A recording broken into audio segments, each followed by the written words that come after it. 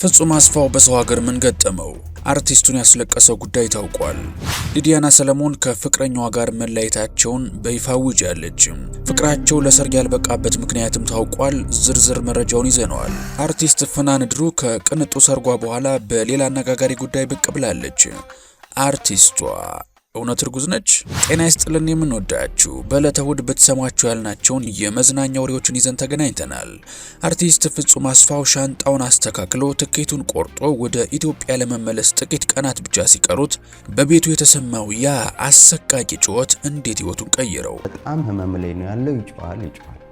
ከጥበብ ስራዬ በላይ የልጅ ህይወት ይበልጥብኛል ያለው ፍጹም እስካሁን በሚስጥር ያዘውን ያንን ልብ ሰባሪ ታሪክ ዛሬ በዝርዝር ተናግሯል። ለመሆኑ በዚያች አስከፊ ምሽት የተፈጠረው ምንድነው?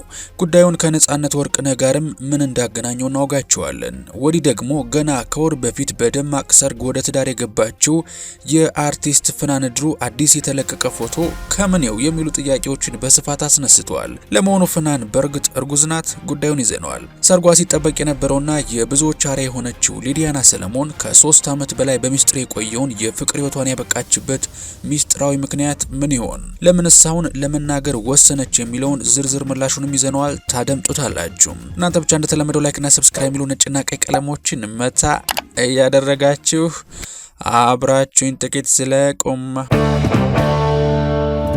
በብዙዎች ዘንድ የሚወደደው የባለቀለም ህልሞች ፈጣሪ እንዲሁም በማለዳ ኮከቦች ፕሮግራም ተሰጥኦ ያላቸውን ጀማሪ ተዋናዮች እድል በመስጠትና በማገዝ እንዲሁም በቅልቦች ፕሮግራሙ የብዙዎችንም ባያበሳው አርቲስት ፍጹምና ባለቤቱ እንደሱ አጠራር ባርች እጅግ ልብ የሚነካ ታሪካቸውን በዩቲዩብ ገጻቸው አጋርተዋል። በተደጋጋሚ የሚወደውን የጥበብ ስራ መስራት ባለመቻሉ አሜሪካን ሀገር መኖር እንደማይፈልግ ይናገር የነበረው አርቲስት ፍጹም ኑሮውን በኢትዮጵያ ማድረግ እየፈለገ ያልቻለበትን አሳዛኝ ምክንያት እስከዛሬ አልተናገረም ነበር። አሁን ባጋራው ቪዲዮ ለምን ወደ ኢትዮጵያ አትመለሱም ለሚለው ጥያቄ ከባለቤቱ ጋር በመሆን የሰጡት ምላሽና በልጃቸው ላይ የደረሰው አሳዛኝ ነገር አድናቂዎቹን አስደንግጠዋል። በጣም ህመም ላይ ነው ያለው። ይጮሃል። አርቲስት ፍጹም አስፋው ጥበብ የሚሰራው ለሰው በሰውና ከሰው ነው የሚል ጽኑ እምነት አለው። ይህ ማለት አንድ የጥበብ ሰው ውጤታማ ስራ ለመስራት የግድ ከህዝቡ ጋር መኖርና መተንፈስ አለበት ብሎ ያምናል። እሱ እንደሚለው በሀገር ውስጥ ሲኖር ለፈጠራ ስራ የሚሆኑ ሀሳቦች በየመንገዱ ይገኛሉ። የሰፈር ሰው ሰላምታ፣ በመስኮት ብቅ የሚል ባለሱቅ፣ የጉልት ሻጮች ድምጽና ከመንገደኛው የሚሰማ የህይወት ታሪክ ሁሉ ለጥበብ ስራ ትልቅ ግብአት ነው ይላል። ኢትዮጵያ ውስጥ ሀሳብ ቢመጣ ወዲያው ወደ ተግባር ለመለወጥና ከስራ ባልደረቦች ጋር ለማቀናጀት ቀላል ቢሆንም በሰው ሀገር ግን ያሰቡትን መሬት ላይ ማውረድ ትልቅ ፈተና እንደሆነበት ተናግሯል። ይህ የስደት ኑሮ ለጥበብ ሰው የሚሰጠው ምጥ እጅግ ከባድ ነው ያለው አርቲስት ፍጹም እዚያው አሜሪካ የምትኖር አንዲት የሙያ አጋሩ ደውላ አምልጥ፣ ይህች አሜሪካ የጠበቅነውን አትሰጥም፣ ዝም ብለህ ሀገር ግባ፣ ሁሉም ነገር ውሸት ነው ስትል የመከረችውን መራር ምክር ከሰማ በኋላ ፍጹም ስልኩን ዘግቶ ለረጅም ሰዓት እንዳለቀሰ ተናግሯል። በዚህ ጉዳይ የተፈተነውና ያነባው ፍጹም አስፋው ብቻ አይደለም። ተወዳጁ ተዋናይ ሄኖክ ወንድሙ ከልጁ እናትና ከብቸኛ ልጁ ጋር በውጭ ሀገር መኖር ያልቻለበት ብቸኛው ምክንያትም ይኸው ነበር። ባሳለፍነው ወር ድንገተኛ ህልፈቱ የተሰማው በባለቀለም ህልሞች ላይ ከፍጹም ጋር በትወና ያስደመመን ነጻነት ወርቅነህም ቤተሰብ እያለው እንደ ብቸኛ ሰው አዲስ አበባ መኖሩ ለባለቤቱና ለልጆቹ የተመቸችው አሜሪካ ጥበብን ለሚወደው ነጻነት ግን እስር ቤት ሆናበት ነበርና ነው መልሱ። ዛሬም ፍጹም ከዚህ አስፈሪ እውነት ጋር ፊት ለፊት ተፋጠዋል። ፍጹም ወደ ኢትዮጵያ ለመመለስ ሻንጣውን አስተካክሎና ትኬት ቆርጦ ቀኑን እየጠበቀ ሳለ ያልታሰበ አደጋ እንደገጠመው ተናግሯል። የሆነው እንዲህ ነው። ልጆቹ በአልጋ ላይ የተጫወቱ ሳለ ትልቁ ልጃቸው አልጋ ላይ ወጥቶ ሲዘል፣ ትንሹ ደግሞ ከአልጋው ስር ሆኖ ይጫወት ነበር። በዚህ መሃል በአልጋው ላይ የነበረው ልጅ ክብደት ሲያርፍበት የትንሹ ልጅ እግር በማይሆን አቅጣጫ ታጥፎ እንደተጎዳና በከፍተኛ ጩኸት ቤቱን እንዳወከው፣ ከዚያም ፍጹምና ባለቤቱ በድንጋጤ ወደ ክፍሉ ሲሮጡ ልጃቸው ክፉኛ ተጎድቶ እንዳገኙትና ወዲያውኑ ወደ ሆስፒታል ቢሄዱም ሐኪሞቹ እንዲህ ያለ አደጋ በመኪና ግጭት እንጂ በልጅ ጨዋታ ሊከሰት አይችልም ያሉትን እጅግ አስደንጋጭ የጅማት መበጠስ አደጋ ልጁ ላይ መድረሱን አሳውቀዋቸዋል። በዚህም ረጅም ዓመት የሚቆዩ የተለያዩ የሕክምና ክትትሎች ልጃቸው ስለሚያስፈልገው አሜሪካን ሀገር መቆየት እንደተገደዱ ገልጸዋል። በዚህ አስቸጋሪ ወቅት ፍጹም ከባድ ምርጫ ከፊቱ ተደቀነ። ቀደም ብሎ ኑሮውን በኢትዮጵያ ለማድረግ ትኬት ቆርጦ ሁሉንም ነገር የጨረሰ ቢሆንም ልጄ እየታመመ ስራዬን ማስቀደም የለብኝም በሚል የአባትነት ስሜት የቆረጠውን ትኬት ሰርዞ ለልጁ ሕክምና ሲል አሜሪካን ሀገር ለመቆየት መገደዱን ገልጿል። ልጁ ገና 4 ዓመቱ ነውና ቀዶ ጥገና ማድረግ እድገቱን ሊያቆምበት እንደሚችል ተነግሮት በየሆስፒታሉ ሲንከራተት የነበረበት ጊዜ እጅግ ፈታኝ እንደሆነም ተናግሯል። ይህ ልብን የሚነካ ታሪክ ይፋ መደረጉን ተከትሎ የፍጹም አስፋው አድናቂዎችና ወዳጆች ያላቸውን ጥልቅ አክብሮትና ፍቅር በስፋት እየገለጹ ይገኛሉ። በብዙዎች ዘንድ የቅልቦች ባለቤት ተብሎ የሚታወቀው ፍጹም ዛሬ ደግሞ በገዛ ቤቱ በደረሰው መከራ በርካቶች አዝነዋል። ብዙዎች አንተ በፕሮግራምህ የብዙዎችንም ባብሰህና ሰዎችን ረድተ ነበር፣ ዛሬ ደግሞ ፈጣሪ የልጅን ጤና ይመልስልህ፣ የልፋትን ዋጋ ይክፈል በማለት ምኞታቸውን እያጋሩት ነው። ምንም እንኳን ፍጹም እንዲህ ያለውን እጅግ ፈታኝ ጊዜ እያለፈ ቢሆንም ለጥበብ ያለው ፍቅርና ለሕዝቡ ያለው ክብር ግን አልቀነሰም። እንዲያውም በእነዚህ ፈተናዎች ውስጡን የጀመራቸው አዳዲስ የጥበብ ስራዎቹ በቅርቡ ለተመልካች እንደሚደርሱም ቃል ገብቷል። ይህን ተከትሎም በቅርቡ በዩቲዩብ ገጹ እያጋራቸው የነበሩ የግል ጸሎቶቹን የሰሙ ብዙዎች የአርቲስቱን ደህንነት በመጠራጠር በስልክም ጭምር እየደወሉ ደህንነቱን ሲጠይቁት እንደነበርም ተገልጿል። እኛም እንግዲህ ለፍጹምና ለቤተሰቡ ብርታትን እየተመኘን አሁን ደግሞ ብዙዎችን ፈገግ ወዳሰኘውና ወደ አዲሱ አነጋጋሪ መረጃ እንለፍም። ከወር በፊት በደማቅ ሰርግ ወደ ትዳር ዓለም የገባችው አርቲስት ፍናንድሩ አሁን ደግሞ በሌላ ጉዳይ በማህበራዊ ሚዲያው ላይ መነጋገሪያ ሆናለች። በአሁኑ ሰዓት በተለያዩ ገጾች ላይ እየተዘዋወረ የሚገኘው የእሷ አዲስ ምስል አርቲስቷ እርጉዝ ናት የሚሉ ጥርጣሬዎች በስፋት እንዲነሱ ምክንያት ሆኗል።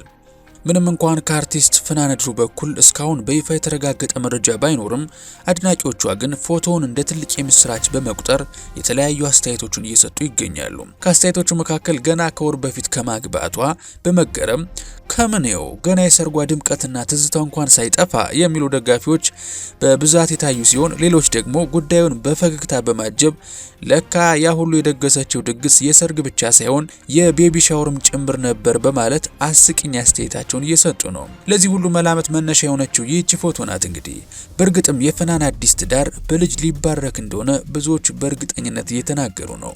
ይህ ምስል የብዙዎች መነጋገሪያ በሆነበት በዚህ ሰዓት ታዲያ ከአርቲስት ፍናንድሩ በተመሳሳይ የፍቅር ህይወቷን እጅግ በሚስጥር ይዛ የቆየችውና የብዙ ወጣቶች አርአያ የሆነችው ሊዲያና ሰለሞን ያልተጠበቀ መረጃ ይዛ ብቅ ብላለች። ለጋ በሚባል እድሜዋ የሁለት ድርጅቶች ባለቤት መሆን የቻለችውና የበርካታ ታዋቂ ተቋማት ብራንድ አምባሳደር የሆነችው ስኬታማዋ ሊዲያና በብዙ ወጣቶች ዘንድ እንደ ብርቱ የስራ ሰውና ተምሳሌ ትታያለች። በቅንጡ አኗኗሯ የምትታወቀው ሊዲያና በስራዎቿ ብቻ ሳይሆን እጅግ ሚስጥራዊ በሆነ የፍቅር ህይወቷም የብዙዎችን ትኩረት ስትስብ ቆይታ ነበረ። ባለፉት 3 ዓመታት በነበራት ግንኙነት እጅግ ጥንቃቄ የምታደርግ የፍቅረኛዋንም ፊት በምስሎች ላይ የምትደብቅ በመሆኑና በልደቷም ሆነ በቫላንታይንስ ቀኖች እጅግ ውድ የሆኑ ስጦታዎችን ይሰጣት እንደነበር የሚጋሩ ፎቶዎች ስለሚያሳዩ ፍቅራቸው በሰርግ እንደሚያልቅ የብዙዎች እምነት ነበረ።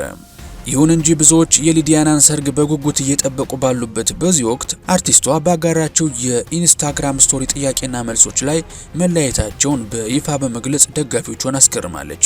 እንደ ገለጻዋ ከሆነ መለያየታቸው ገና አሁን የተከሰተ አዲስ ነገር ሳይሆን ከተለያዩ 1 ዓመት ሊሞላቸው እንደሆነ በመጠቆም ጉዳዩን በሚስጥር ይዛው እንደቆየች ታውቋል። ለዚህም መለያየት ዋነኛው ምክንያት የረጅም ርቀት ግንኙነት አሊያም ሎንግ ዲስታንስ ሪሌሽንሺፕ ስላልሰራላቸውና ርቀቱ ለግንኙነታቸው ምቹ ባለመሆኑ እንደሆነ በግልጽ አስረድታለች።